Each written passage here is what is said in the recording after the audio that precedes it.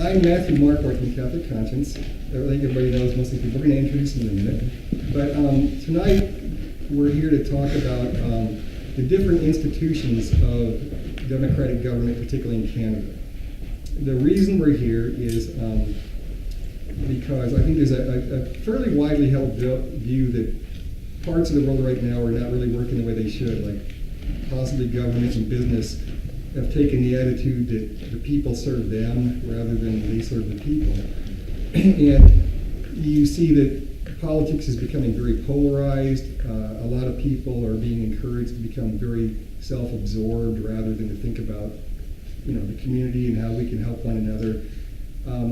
And so we think that a part of that is because we need to stay in touch with how the different social institutions are formed, what their purpose is, and how they should relate to one another. And, of course, we're here at the Newman Centre because the purpose of the Newman Centre, the mission of the Newman Centre, is to help each of us, strengthen each of us in our integrating faith with rationality, which my own experience is that the more I learn about Catholicism and Christianity, the more sense it makes, the more utterly rational it is.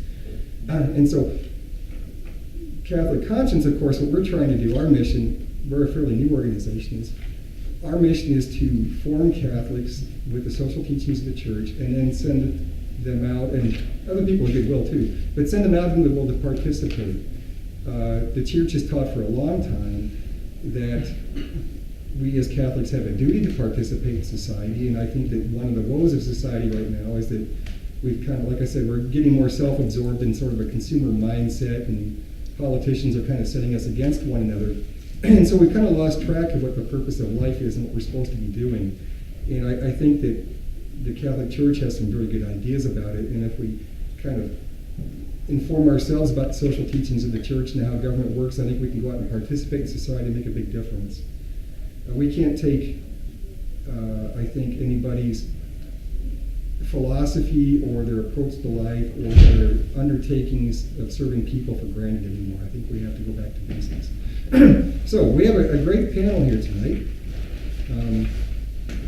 Some of them are from Catholic Conscience and some are not. On the end, I think everybody probably knows Father Peter Tironi. Father Tironi is not only the executive director here of the Newman Centre and been very helpful to us in a lot of ways, but he's also pastor at St. Thomas Aquinas next door. Father, for those who don't have it, there's a couple of handouts back there, but they actually have the biographies here, and I'll go through them briefly, but I don't want to bog down too much. I think we'll get to the talk. But Father is actually a PhD in neuroscience and medical science, and has studied, obviously, theology in Rome, but he's also done some missionary work overseas, and I think a very, very personable and highly intelligent individual. He's perfectly tasked with his mission now. Next to him is Nicole LeBlanc, who is a wellness counselor at the University of Toronto. Nicole has done a lot of clinical social work for all kinds of organizations, Catholic, Protestant, secular, and is a member of the parish here. She's new to me and very pleased to have her here. Thank you. Brandon Stephen next to her is he writes speeches and reports for people. Stuff. Yeah. Just write stuff. He's written speeches for federal cabinet ministers and government officials, and has now gone into private practice. Some of this will come out, I think, during the course of the evening, but Brandon has been a godsend to us. He was actually very active in politics, but then he kind of saw some of the same things I was just talking about, I think, where he sees that politics is kind of, the parties are kind of pulling us apart and trying to drive us away from each other and just put them in charge so they can be in charge. And he was looking for something that was offering another solution, and I'm very grateful he seemed to conclude that we're not too far off. He's been Hertz help. And this is Catherine Sauvé, who is trained in minor version of what you studied. I studied neuroscience. And is actually a project manager. She's been a huge help too. So Brendan is actually our director of growth at Catholic Conscience. And one of the things we're doing at Catholic Conscience, like I said, is trying to form Catholics and send this out. And not just to be involved in parties or to engage in elections, but also we get a lot of people who are looking for other ways to volunteer. I think if you go to Mass and you really listen to what Father says and in the homilies, you realize very quickly that we're all of us supposed to actually not just talk about being Christians, we're supposed to behave like Christians, we're supposed to devote our lives to helping those around us. And so we get a lot of people who say that they're interested in volunteer opportunities, and it's not always easy to find those in their diocese or anywhere, and so Catherine's very kind of taking that on. Here to coordinate volunteer work. So if you ever, this is just like a quick pitch, I think at the beginning, if you're ever looking for a place to volunteer or just wanting someone to accompany you as you find a place to give of your talents, definitely contact either of us. Yep. We've been through the journey before, and I think it's really important that people feel like they can do it for themselves. And to that end, there's also a sign-up sheet back there that has a number of choices, like if you want to know about volunteer opportunities, if you want to learn about the social teachings of the church, or if you want to help Catholic conscience, please just sign up. It's great. So, like I said, the church has identified a number of social institutions: government, the people, business and the economy, the media, the church, and other cultural organizations. And they're all meant to help guide and form society. And all of them are meant to be about the people who are obviously journeying through life. And the beauty of what the church has taught us is that they've gone back to the fundamentals about what is the purpose of life, why are we here, and everything flows from that. There's no, that's our purpose in life. There's nothing else. It's supposed to be nothing else to distract us. So I asked Nicole actually to kind of, because she has actually a lot of experience, a lot of common sense, and to kind of talk about what the church's view of the purpose of life is and what our job, the people, are, what we're supposed to be doing here. Thank you. It's funny because just as you were speaking, and you were talking about institutions, and I thought, well, people, I guess the smallest institution is, as it were, of people would be the family. And I think as Catholics we often hear that the family is like the building block of society. And I think in my work currently as a therapist, I think what I end up dealing with oftentimes is what the effects of the breakdown of family and like the sort of the core and essential human needs that are typically imparted to us through family. Being love primarily and attachment. From a psychological perspective, attachment is basically love, and that's like a core need that we have and to develop as healthy adults. But in the sense of other needs that we have, and I think from a Christian anthropology, what is our purpose for existence? It's congruent with the idea in psychology that it's social relationships that are critical to existence as people. But I think there's a lot of, we talk about needing the freedom that we can choose love and that we can choose our actions and that we can choose to seek goodness.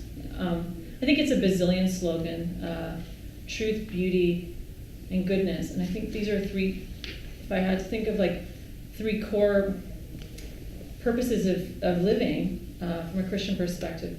Number one, love, so that we can live in community with others, we can have relationships, we can raise up children who are functional in society and like love each other, love as opposed to hate. Seeking truth, what's the purpose of life? What is good? What are we meant to do? And beauty, I think beauty for a lot of people is an alternative sort of expression of love and goodness. It kind of points us to the divine. So there's some random ramblings there, but I think it was random at all. Mm-hmm.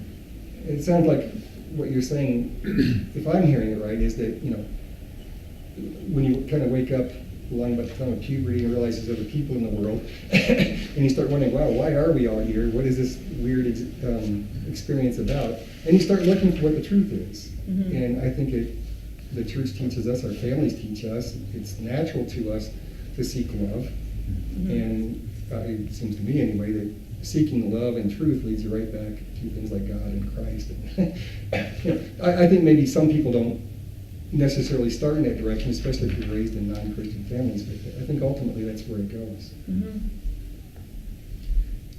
So, Brandon, suddenly we have more than 2 or 3 people who are looking for truth, and they have to deal with one another. How does society deal with that? Yeah, that's when it gets complicated, right? There's more than one of us. This is sort of I think, so fundamental to our faith is this idea that we live in a communal setting with one another, and so much of our faith richly describes our obligations to one another and our responsibilities to one another. I'm always touched by that phrase that you hear in Catholic circles, emptying yourself, right? The less you live with ego and the more you live for others, the more you're in proximity to the divine and living in communion with the divine. And so government is an inevitability from that perspective. If you look in Catholic social teaching, the Church's conception of government is very small l, emphasis, liberal democratic, right? So the idea is if all of us, if our purpose in this life is to seek truth and to seek God, we need government to facilitate that journey for us. And so the necessity of truth becomes paramount in how we are governed, right? So there's an emphasis on transparency, right? We need to know what the people who govern us are doing, and we have a right to know what the people who govern us are doing. We have a right to provide our input. And church teaching is very rich on that subject, right? Whether it's through voting or referendums or connection with the people who you elect, right? But I find there's something very interesting about the way social teaching talks about government, which is government is about seeking the common good of all, which is something that political parties talk a lot about. But in seeking the common good of all, you find an interesting balance between two very central principles in social teaching, which are subsidiarity and solidarity. And those two have to exist in, I think the right term is creative tension. They have to exist in creative tension with one another. I find, as someone who comes from politics, that the left and the right of the Canadian political spectrum are in their own ways challenged by Catholic social teaching, right? Catholic social teaching adds a rich new understanding to both of those, let's call them separate halves of political thinking, right? So the compendium, for example, is very clear. A government that believes in and enacts solidarity without subsidiarity risks overextending, right? Risks creating, for example, a welfare state that can undermine the fundamental family structures of our society, right? And can destroy those lower orders of organization that are so essential to seeking God, whether it's civic society or organizations like the therapy or wellness centers, churches, right? The flip side is a government that follows subsidiarity without solidarity risks a social environment where power, and I mean that in the most evil sense of the word, power reigns supreme, and people are able to abuse each other, right? And we don't actually have that loving communion with other people, right? And there's no perfect answer. And so that, I think, is where the creative tension comes in, is constantly seeking how do we come more close to that vision of the common good with keeping those principles in tension with one another. Do you think it's fair to say that sooner or later, if you've got a group of people, there's going to be some sort of disagreements? I imagine. And at the bottom level, the purpose of government is to sort of help provide a framework to sort those disagreements out and keep things running more or less smoothly. Definitely. And I think, one of the most beautiful things about our faith is we have to start from a position of love, right? When we interact, even with people that we just viscerally disagree with, right? And I think you touched on this a little bit in your opening. I think that is such a missing element in democracy today, is that capacity to go to people with whom we have visceral disagreements and to come from a loving position, right? And to say, I think what you are about to do would be the downfall of Western civilization, but you are a fellow child of God imbued with the dignity therein, and we have to kind of find a way to live together in a productive way that brings us all closer to the divine. So it's a skill set. Democracy, I think, is fundamentally a skill set, and I think social teaching kind of promotes that view very much. You raise a good point.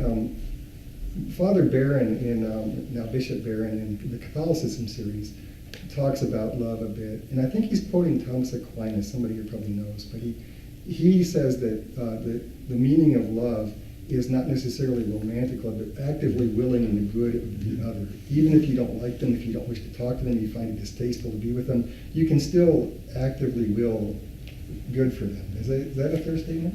Love expert? I don't know that I'm the definer of love, but I like that definition. I've heard it before, and I think that's a really good definition. And certainly when I'm dealing with people who come from toxic, abusive families, there's times when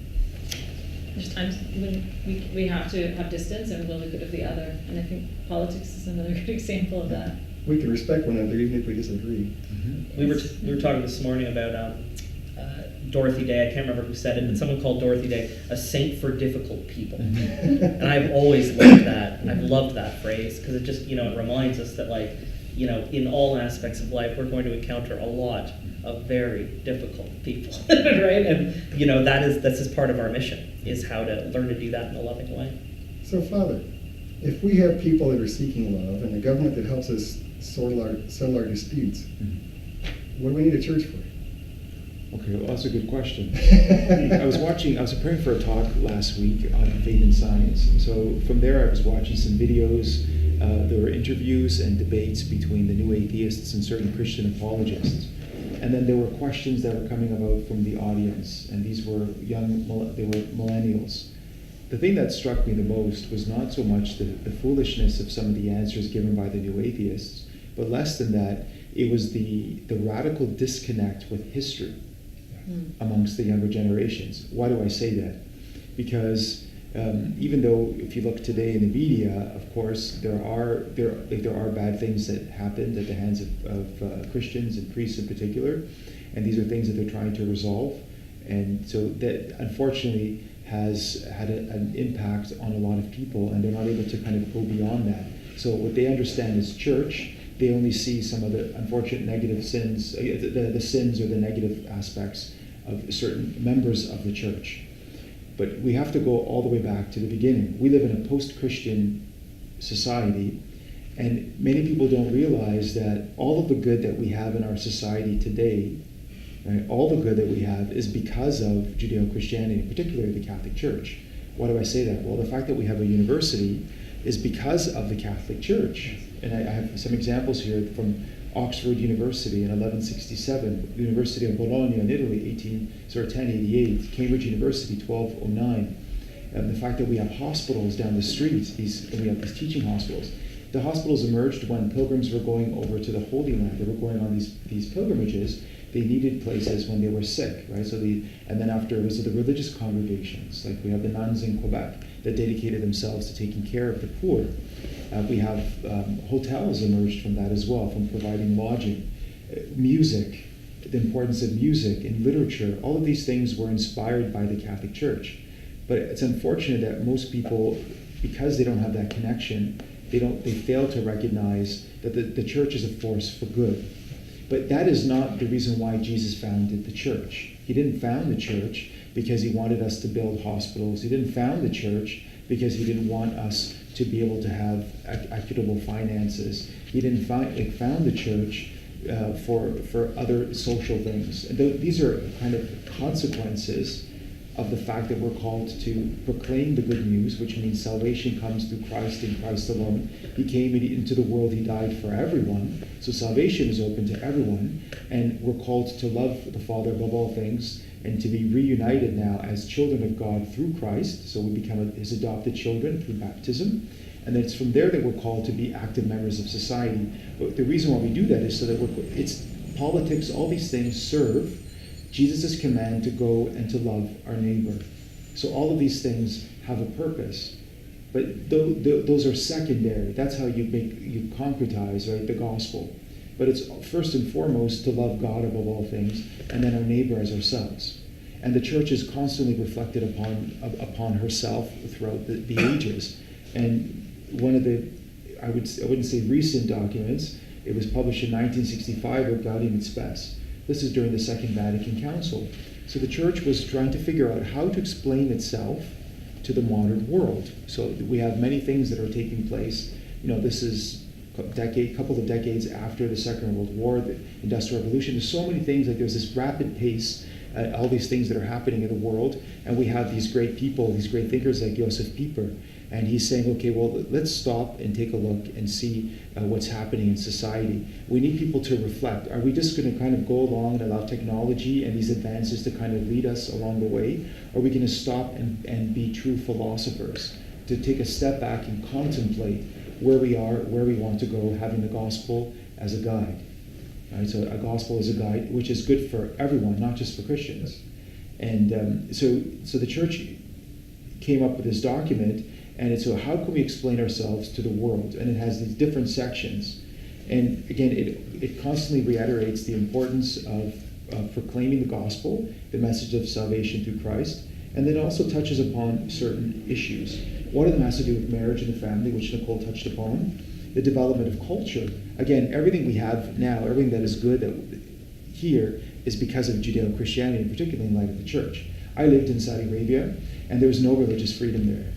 No religious freedom. I lived in Mongolia, which was a former communist country, which transitioned to democracy, and it changed dramatically, although I guess the vestiges of communism are still there in the people. And when I worked as a missionary in the desert and talking to people, whether they became Christian or not, just allowing them to know that they have this dignity, that they have this great dignity. And it's not just based on the spirit of the age, but it's grounded in the existence of God, right? And we're rooted in God. And because of that, we are made in His image and likeness, and we have the right to be treated as such. We have the right to be treated as such. So the church is there not only for Catholics, but the church is there for everyone. And most of my ministry was to Buddhists and shamans as well. And there were people that came to the faith. Is it fair to say you think that the church is supposed to be a shepherd to all of God's people and form God's people? Yes, I think And we're called protect to. God's We're called. people? The thing is, we can't. I remember I was at a conference a few years ago when I was studying in Rome, and it was a conference for missionaries. And there was this missionary that got up, and it was very disappointing. He got up and he said, "How dare you tell me that I need to go and tell people that Jesus is the universal Savior?" I said, "Well, he said it. The church has insisted upon this forever. Why are you a missionary? Then you're better off doing something else as opposed to being a missionary." And then the best answer was given by Cardinal Amato, who was then the prefect for the Congregation for the Cause of Saints. And how did he respond? He said, "I believe in God the Father Almighty." And he went through the creed. And then the missionary sat down and didn't say a word. So we are motivated, we're inspired by God for the benefit of His people.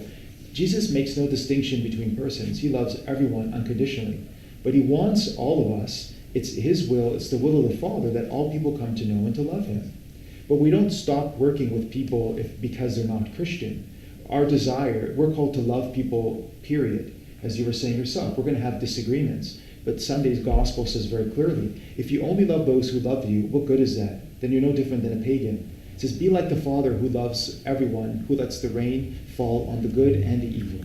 And if we're honest with ourselves, we all have a bit of good and evil inside of us as well. We're trying to allowing, hopefully, the Lord to be able to bring that to fruition, right? So that the good dominates for the glory of God and for the benefit of the common good as well.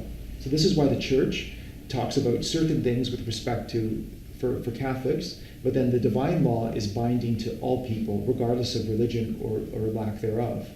And that's something that the church has to defend. We have an obligation for humanity, because we're the ones, as a church, are there especially to protect the most vulnerable members of society.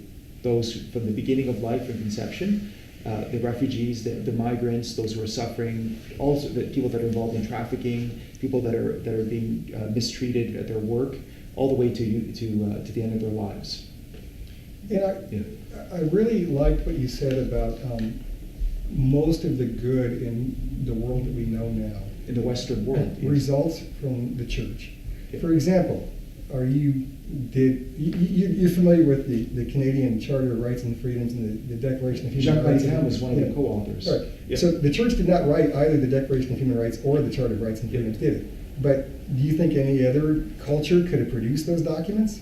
There are other cultures that do not accept them. Yes. There are cultures that don't accept them. These are thoroughly Christian documents. Right. And so in Canada, you are allowed to have freedom of religion. Yes. So you have the freedom, and this was inspired by Christians. So we do not impose, we don't force people to the faith, but we propose, right, as St. John Paul II said. And that hasn't always been the case, because there have been pockets, but not necessarily, not because of the church per se, but because of individual members of the church who are more invested in politics than they were in the gospel. Yes. And again, it's easy to, and that's really the root of it. It doesn't excuse what they did, but that really is the basis. When there's an overreaching, right? When they're overreaching into something that should have been left for the laity, when there was a mixing up of things of Those are the church subsidiarity and questions, things. yes. Exactly. Yeah, it seems to me like you mentioned the post-Christian world, which is a popular term these days. Yeah. But my own suspicion is that it's very easy to take advantage of real Christians. And I think that that's where some of these political abuses come from. I think that an unscrupulous person can say, I am a Christian, become king, become elected or whatever, and then do whatever they want and do things that I think Christ might have objected to in the name of Christ and take advantage of Christians. Absolutely. But because I think the message of love and the importance of love is so deeply rooted in human beings, they're never going to make Christians go away. So I think we might be in an inter-Christian period, but I don't think we're in a post-Christian period. Yeah. Well, there's different ways of looking at that, but the reality is that there's this dramatic move away from the church. Yes. And when people are saying that, like when you have famous people like Sam Harris saying that they can't think of absolutely anything good that the church has done, or religion and the church in particular has done nothing but evil in the world. So you wonder, how do you have a rational conversation with somebody like that? You really can't. You can't. But there is a dramatic move away from it, like when laws are being put into place that are completely against the natural law. And what God says is evil, the world is now starting to say is good. Yes. Not all of the world, but in the West in particular. So there is a move away from that. But there's an author from the 4th century, and he wrote something that is quite beautiful and will always be relevant until Christ's second coming.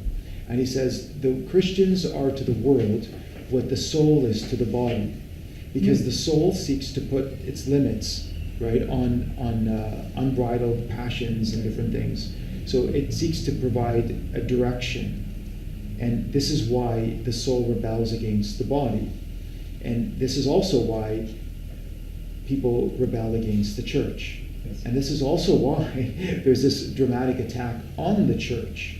Yes, it's because there's been hypocrisy, absolutely. But it goes beyond that. It's because if you destroy the church, if you try to destroy the church in their minds, even though it's impossible to do that because it's divinely instituted and protected by God, they want to kill the conscience. Yes. Because once that happens, and then everyone can really do what they want to do. And we see the consequences of that with the breakdown of the family, with this radical autonomy, which is destroying society.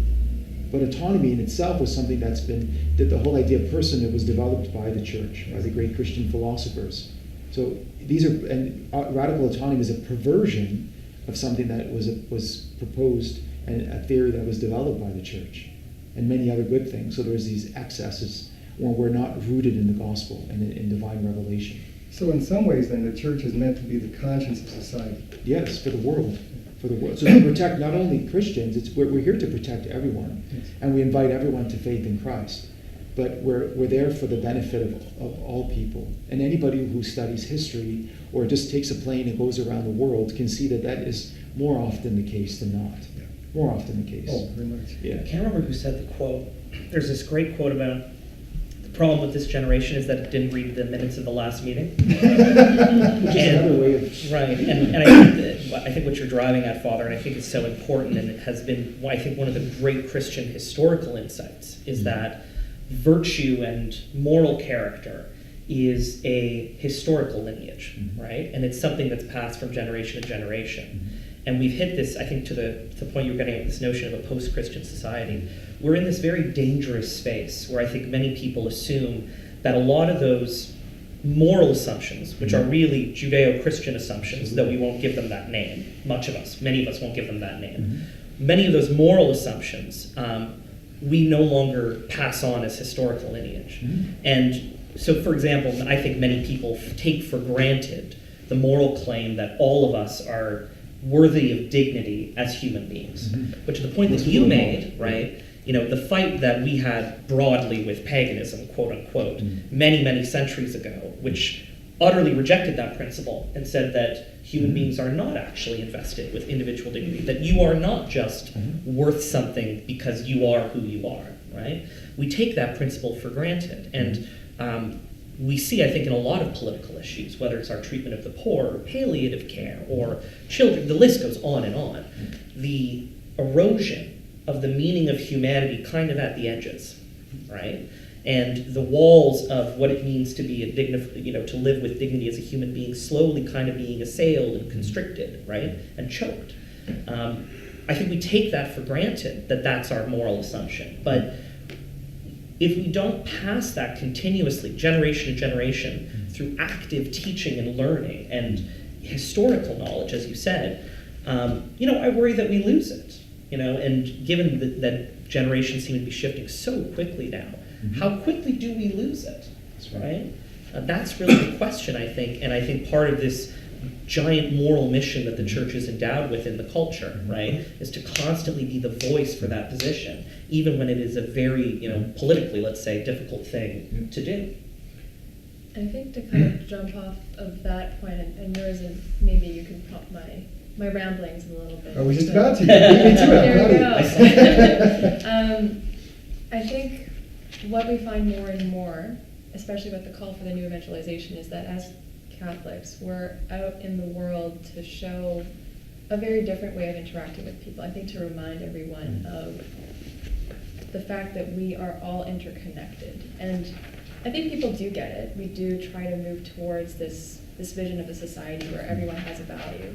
But I think we have lost, the reality that we are tied to the poor as much as to the rich. And there is, I think, from my chair point, speaking in terms of civil society, still that absolute need to go out and to be the voice for those that might not have a voice in our place of work. To say, hey, to my colleagues, have you also thought about this particular human rights issue in another country, or the one that's in my backyard? I think the point from the compendium that really stuck out for me was this notion that civil society is at the core of any sort of political activity. And how can we have politics that push us apart nowadays? I think it's only possible when we lose sight of how, as a people, we are to really move together to bring us forward as a unit into the future, instead of pitting battles, the haves versus the have-nots. I think the reality is that once we're in contact with those who are better off and those who are less better off, we become very much that body of Christ. We realize that everyone around us has a different gift, and we don't demand that everyone is following the latest startup, is able to really produce in a thinking fashion, that is able to basically still have a job that would guarantee a certain level of dignity. I think we're now at a point where, more than ever, especially in the States, we saw in the last election, people want to have a government that assures them of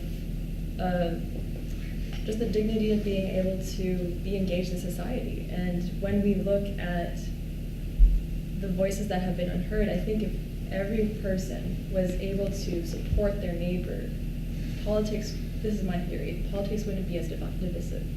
We would be able to support one another in our communities. We wouldn't necessarily abdicate that responsibility to the government to solve the problem. I think that's what the church teaches us. Let us all work together to support one another and not abdicate that, give it up I think that's right. a government. I think that there are some things that need to be done in society, and it's not the role of government, it's not necessarily the role of the church, it's the role of the people, but the people together, and I think this is where civil society comes from. Yeah.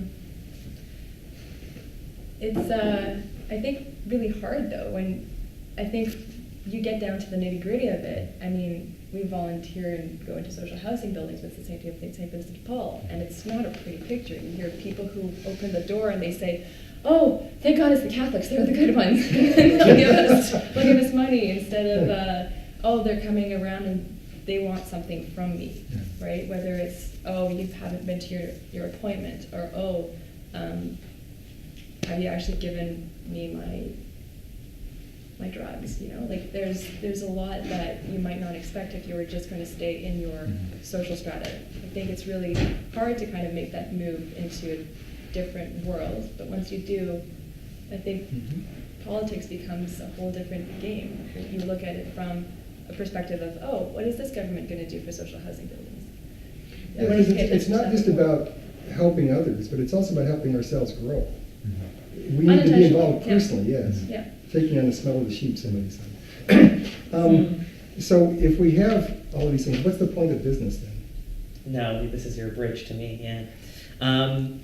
The business, so the way the church talks about business and the economy and the role of the economy, I think, is very interesting. And it's interesting because... Especially for us conservatives. Well, yeah, because it does challenge us. Yes, And it kind of actually goes to my point of both left and right in Canada are properly challenged by social teaching.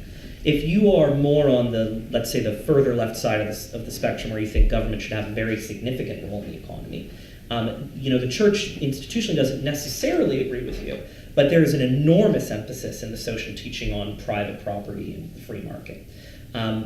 Not in the way that you'd get from, let's say, a Thomas Sowell or a Milton Friedman or another economist who would argue to you the efficiencies of those models. It's not an efficiency argument. The church's argument for free markets is actually deeply moral, in that there's a belief that private property empowers people to, I'm just really summarizing it, but empowers people to have more responsibility and obligation. Ownership, responsible ownership, gives you that, it gives you a little place in creation and continuing the creative act that God instituted when he created the world and he created mankind. So there's a moral core to free markets and private property, in that our ability to have free initiative is part of our capacity to seek God, right? And the more government kind of constricts that, the harder it can be to seek God. Now, the flip side.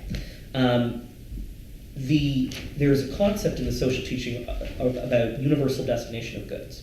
So the church, as we all know, is extremely critical of those who gather wealth unto themselves for the sake of themselves.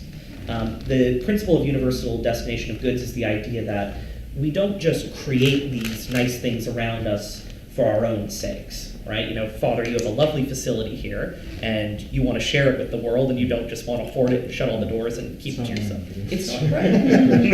Actually, so from a social teach perspective, that's the right phrase. Yeah.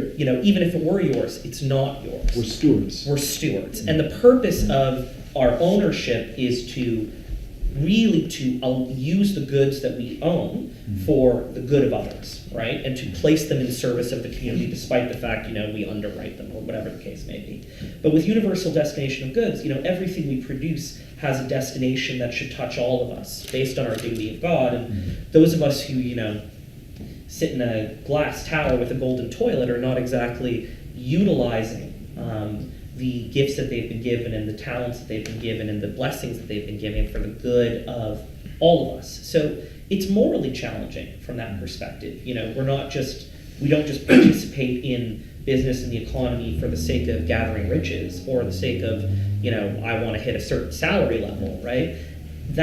All that action has to serve a wider purpose, which is our capacity to serve and to lovingly serve the people around us in our community.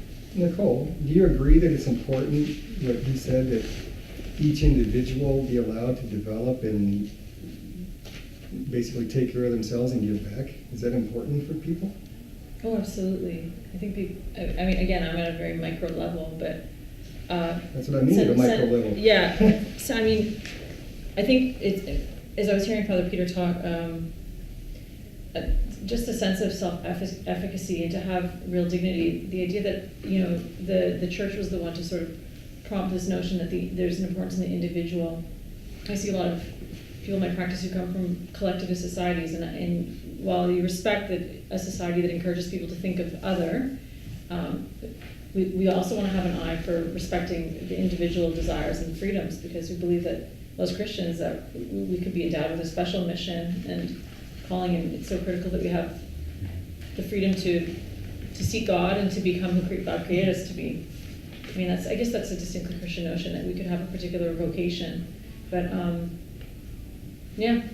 can't speak much to business, but it just makes a lot of sense. Like it's everything in balance. Yeah, exactly. Yeah. And Father, what happens when things get out of balance? Say, for example, you have too much government and not enough of the church or civil society. Well, I just wanted, because you touched upon a lot you made many good points, and one of them was about how when people have the ability to kind of have their own goods, their private goods, and then if you have the possibility to work for those things, it motivates you.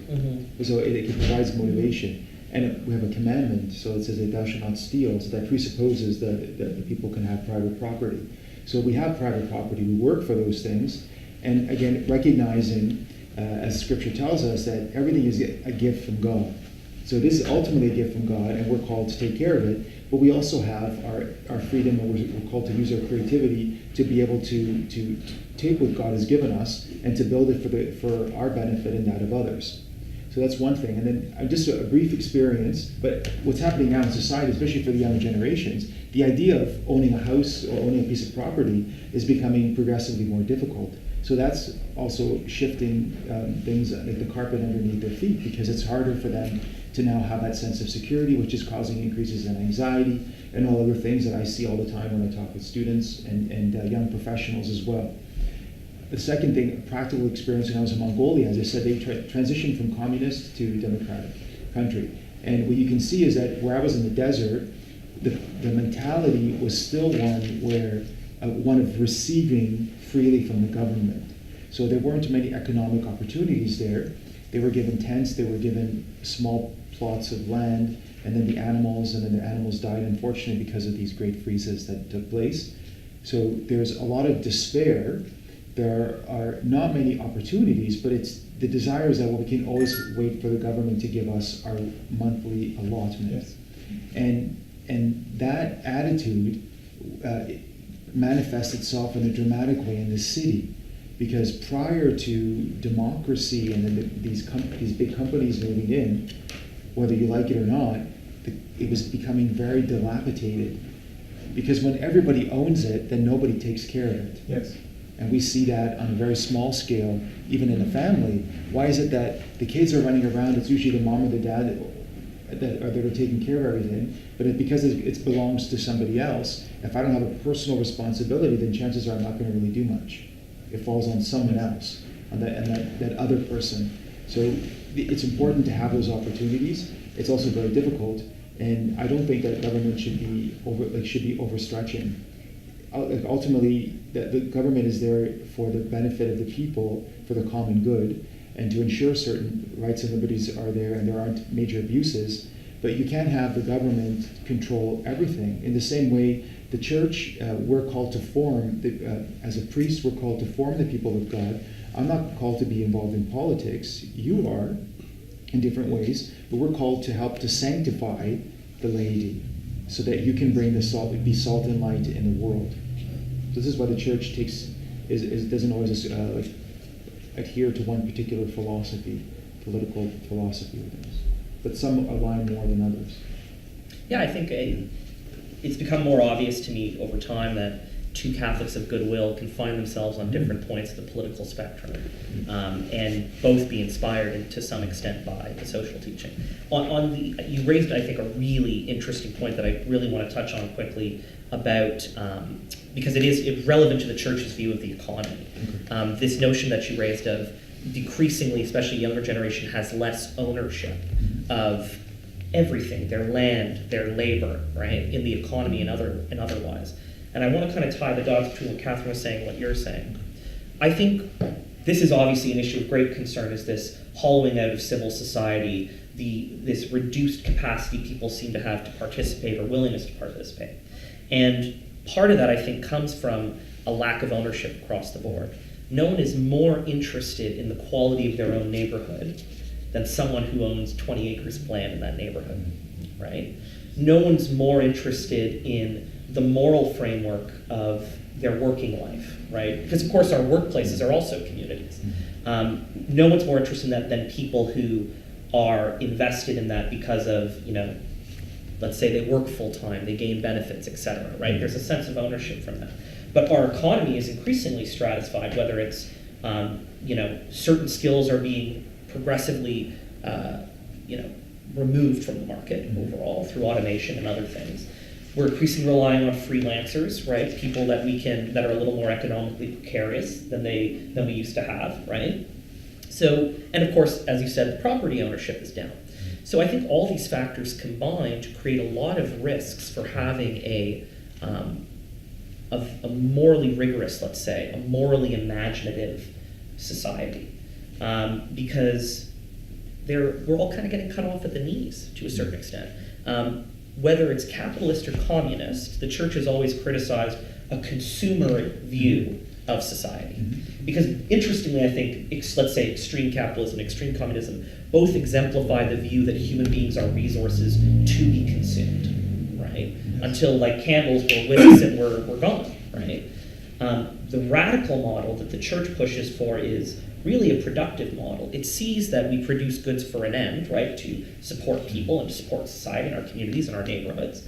But we understand, in I think a way a lot of other philosophies and religions don't understand, that the capacity for dignified work, right? I can wake up every morning and create something for my neighbors, right? Receive a just wage for that creation is absolutely, I think it is right up there with breakdown of the family, right? As one of those fundamentals that allow people. Exactly, that is key to dignity. That's key to, and I think so many of our issues emerge from this, right? Dignified life for people, right? You shouldn't be working. A lot of people work because they can't wait to get to Friday. I think there needs to be a Catholic to open up a restaurant. Thank God it's Monday. To see that it's good. Work is a good, right? It's a good, and God in His best talks about that as well. So the dignity of work, and we also look at Saint Joseph as a role model. So we pray to him, we ask him for his intercession to help us to see work as a way to be able to exert our creativity, which has been part of the readings of the last few days, from the book of Genesis. Even though it does talk about the sweat of the brow and work would become more difficult after the fall, but work in and of itself is a way of exercising, again, the creativity of the person. I wonder if we have any questions. Yeah, and just, so what you're positing there, the idea of creating value and receiving, a wage for it, essentially is capitalism. That's the center of that's the center of capitalism. So I find it difficult to comprehend how, I'm not like referring to you, I'm just saying, we were talking about like, okay, well, Catholicism can find its side on the left or the right. I don't see that, and maybe you can Liam, So- maybe you can enlighten me. So but- what I'll do with you is, I'll walk 100 meters with you down the boardwalk, but I'm not going to hit the beach with you. And by that I mean, yes, to an extent. So as I think we were discussing, the free market is right in social teaching, private property right in social teaching, as essential for the dignity of the human being. That missing element that we were touching on earlier is the solidarity component, right?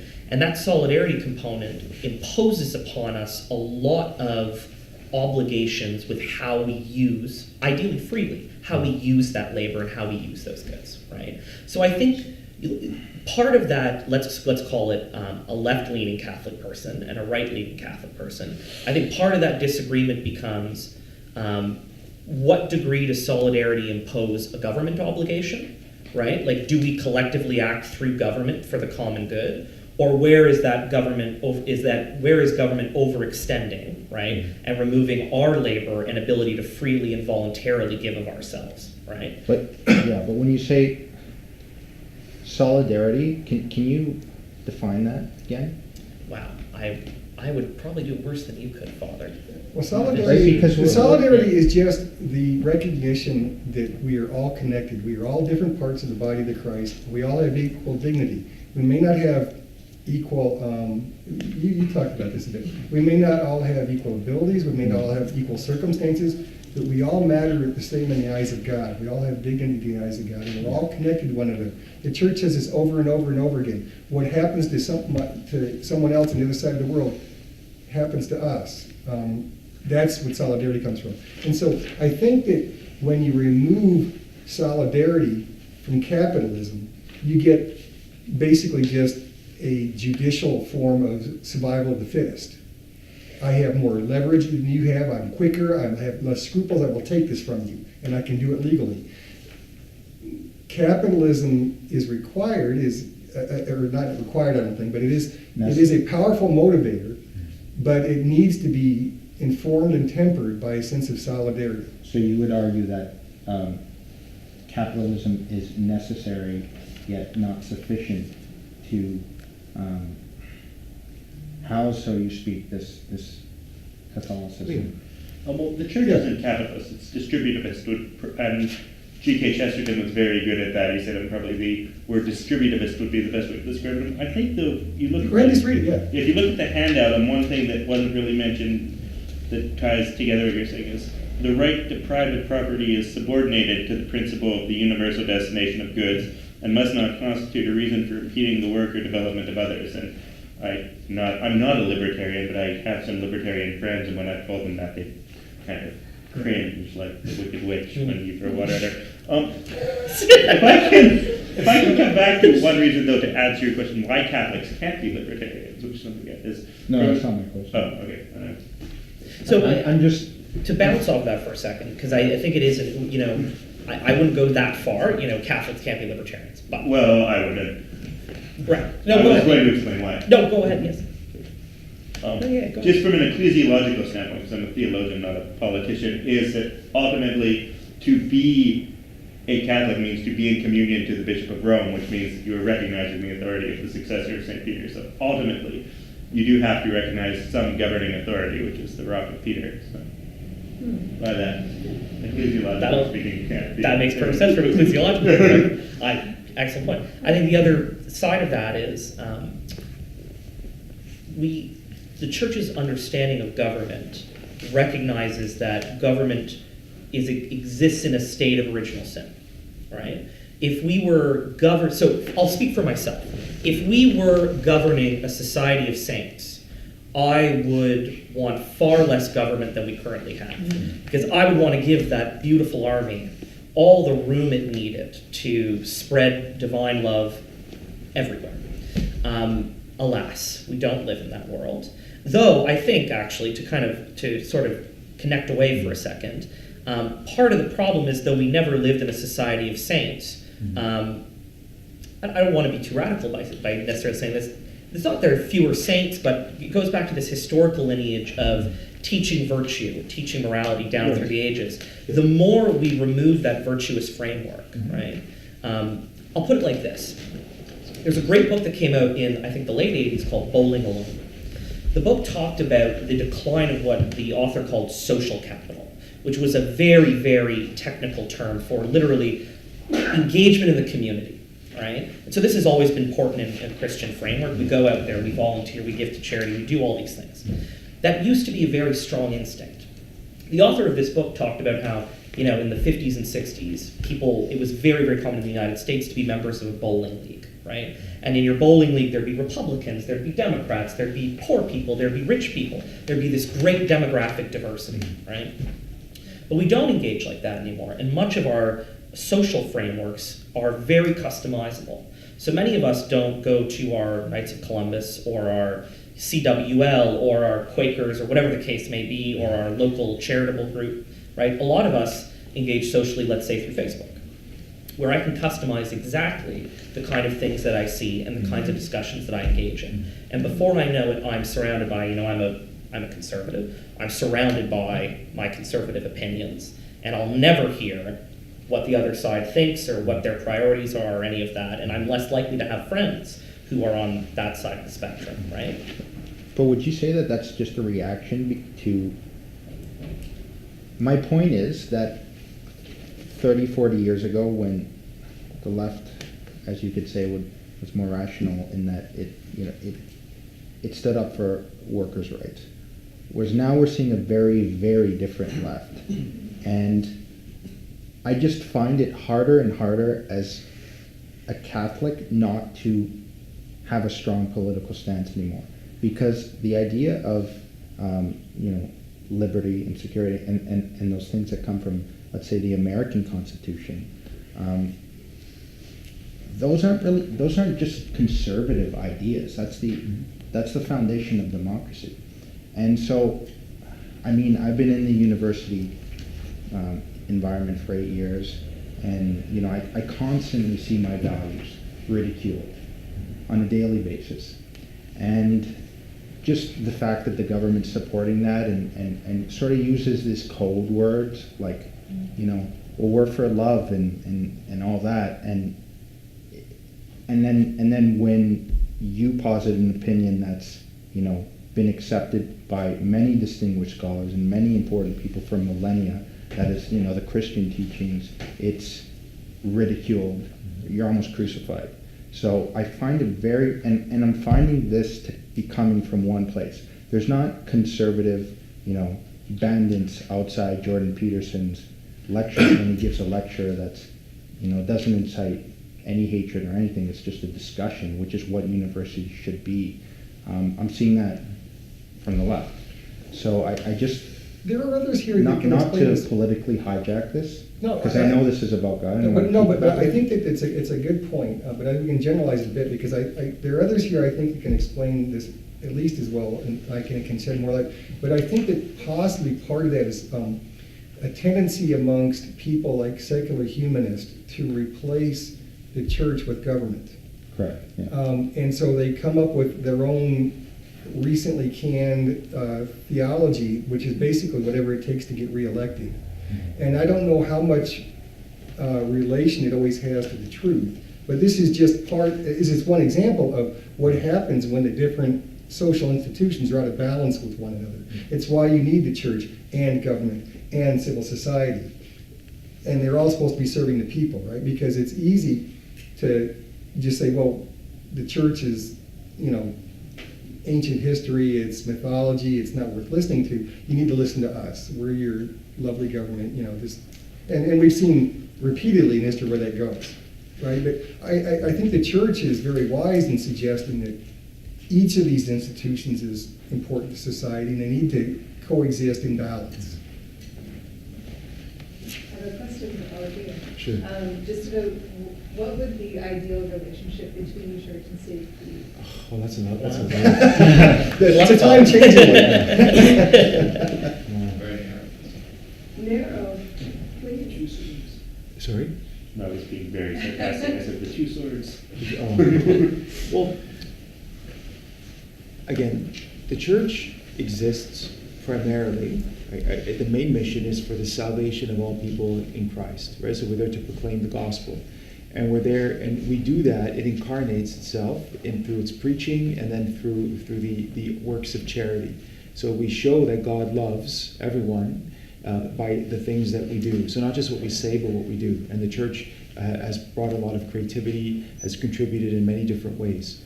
So we have a speaker coming, Dr. Willard Jones, who's coming next year, who wrote a book called Before Church and State. So he wrote this very popular book. It's an academic book, and it's quite good, and he talks about this, and he goes all the way back to the 12th century, if I'm not mistaken, and he talks about how things developed and how things were different than they are now. We live in a multicultural society. At the time when they used to use those terms, again, understand that society was being formed by Christians, so the relationship was a more obvious one. It was a stronger one because the people that were involved were all pretty much Christians. It's closer Societies to were Britain's closed. Society or Society of Saints. Yeah, yeah. So again, that. I can't give you a quick answer to that. But the state has a role in order to be able, like the church is supposed to help the state to ensure that we're caring for all members for the common good, especially for the most vulnerable, because we find a lot of policies are being proposed that are there often for those who are the most powerful or who are the most successful academically or financially. And so the church is there to ensure, and this is why we have like seats at the UN and different places, because we're saying, well, no, we're here for the benefit of all people.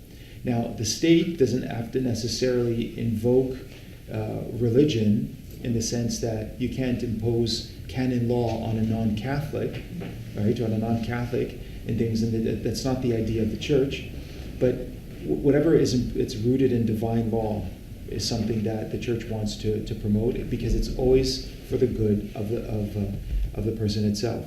People like Jordan Peterson have this great following because he speaks with a lot of common sense. If you go and you look and if you listen to what he's saying, aside from people screaming, they're screaming and they make absolutely no sense, and they have no arguments against what he's saying, because he does not preach hatred, he's not homophobic or anything like that. He's just a man with common sense. The reason why he's popular is because he is promoting what seems to be new to millennials and other people, but he's promoting the idea of natural virtue. And this is what was always understood even by non-Christians. The natural virtues were things that were understood. And even St. Augustine says in the City of God that the reason why the Roman Empire fell was because they stopped to practice natural virtue. So if we teach people natural virtue, then the state there can also help people in that way to ensure that justice is being done, for example. Because we can't rely on the fact that everyone is going to give their neighbor their due.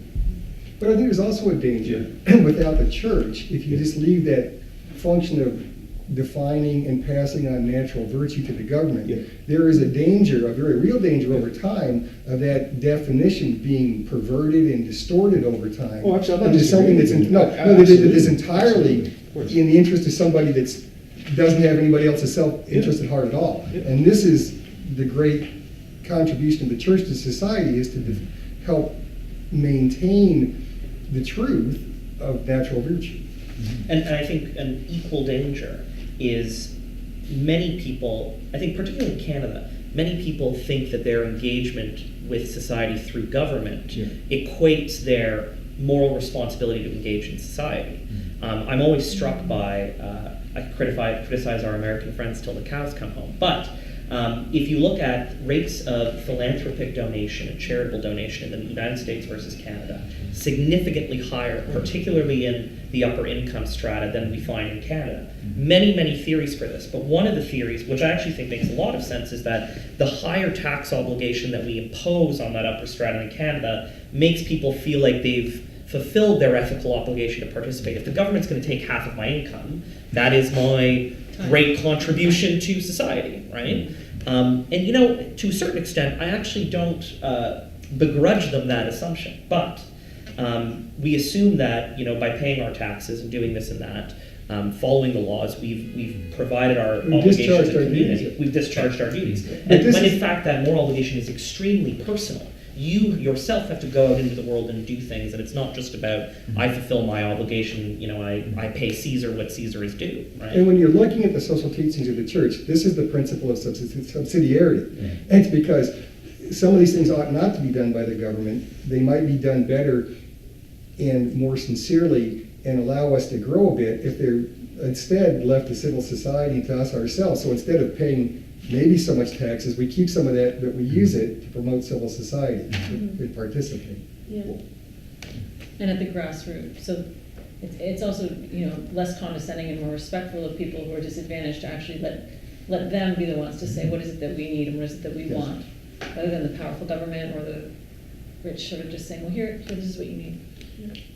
And I think that's where this frustration can also lend itself to, when you come together with other people and say, I don't see fully on one side of the spectrum what I want my government to be, and on the other it's not quite there yet. And then how can I as an individual bring us closer towards a society that you would want to see? I think that's only possible when it's people banding together to actually make some tangible actions in their community versus the lone conversations that dissipate into the ether of the internet.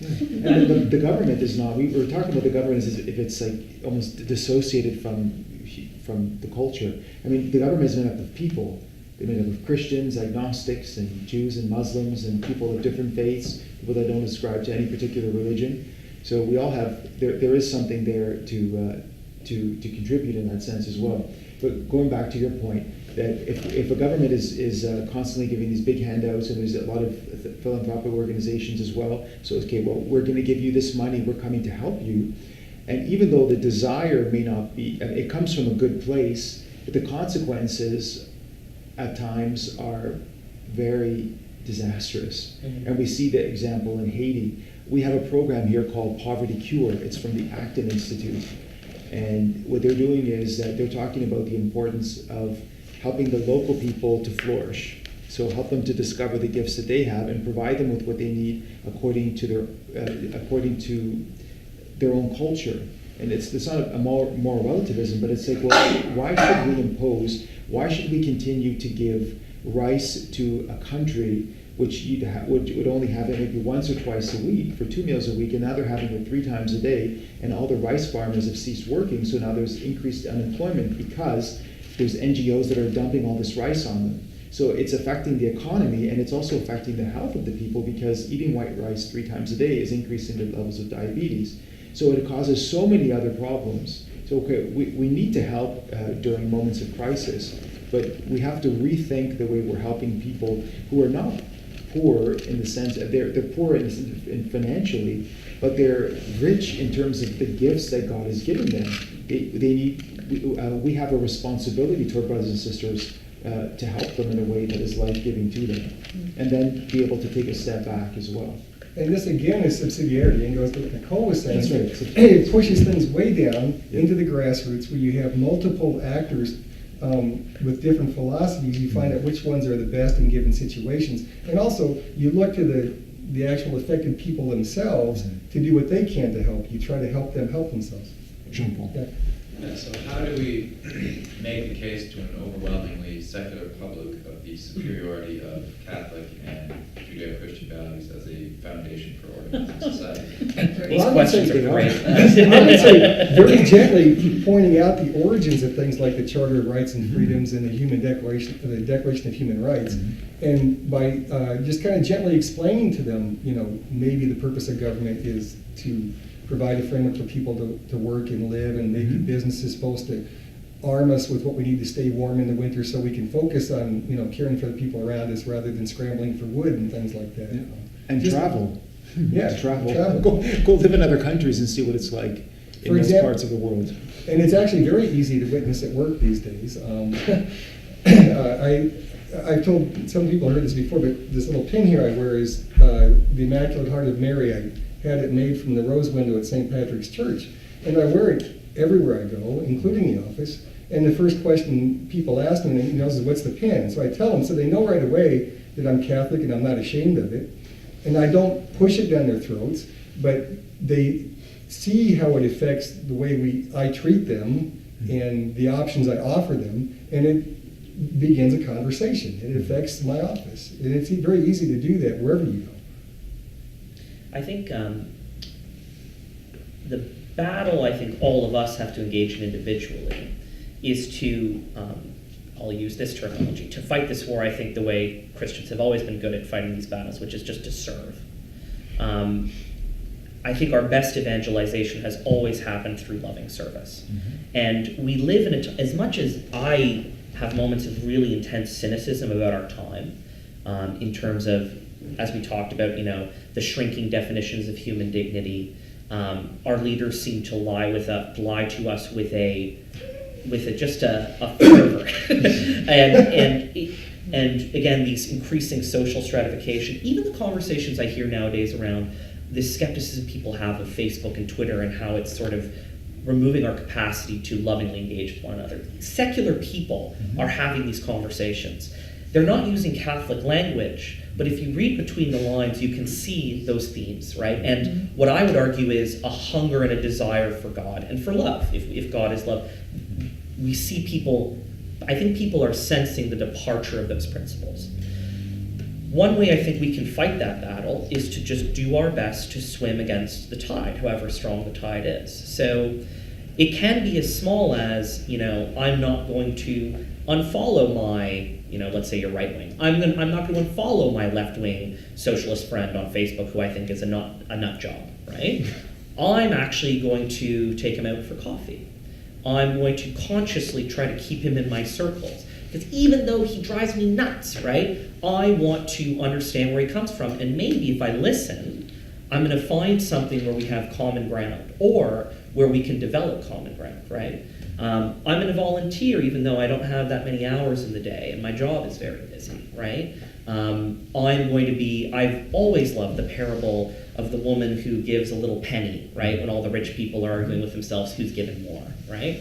This is a pretty young room, right? I can assume we're not all, we don't all own houses in Rosedale, right? But we can still give, right? It doesn't have to be a lot, but we can still give.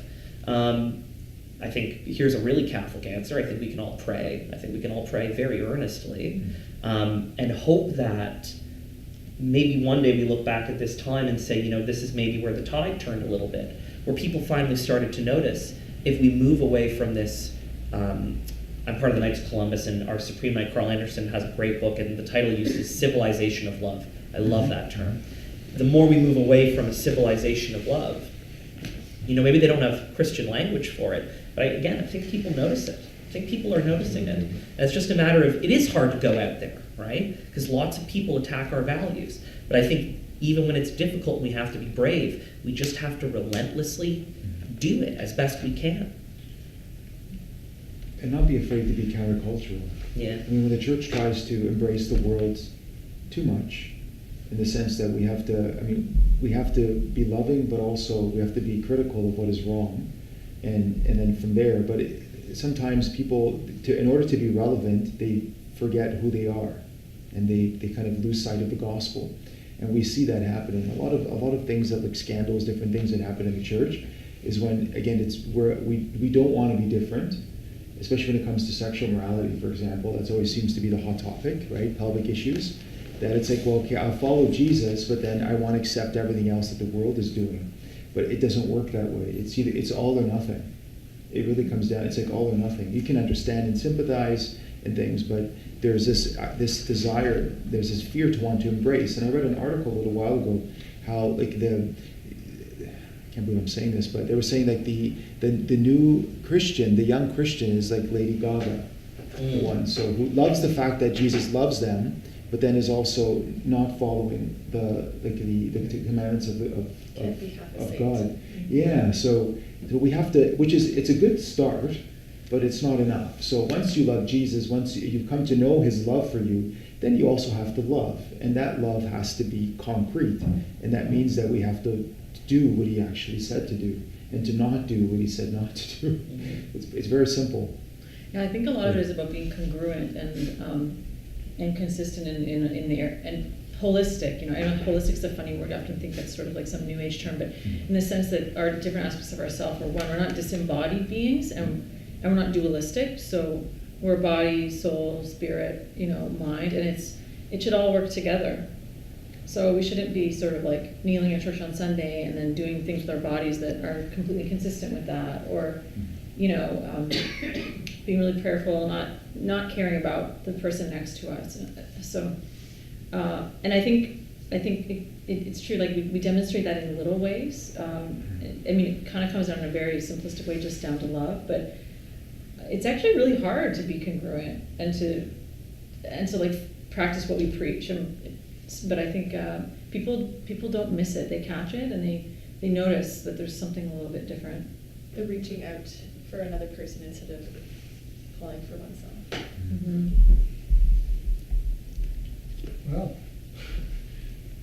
Well, I've got 3 things to say, and then if it's okay, I was hoping somebody, maybe Father, would lead us in a prayer. Sure. And it's a great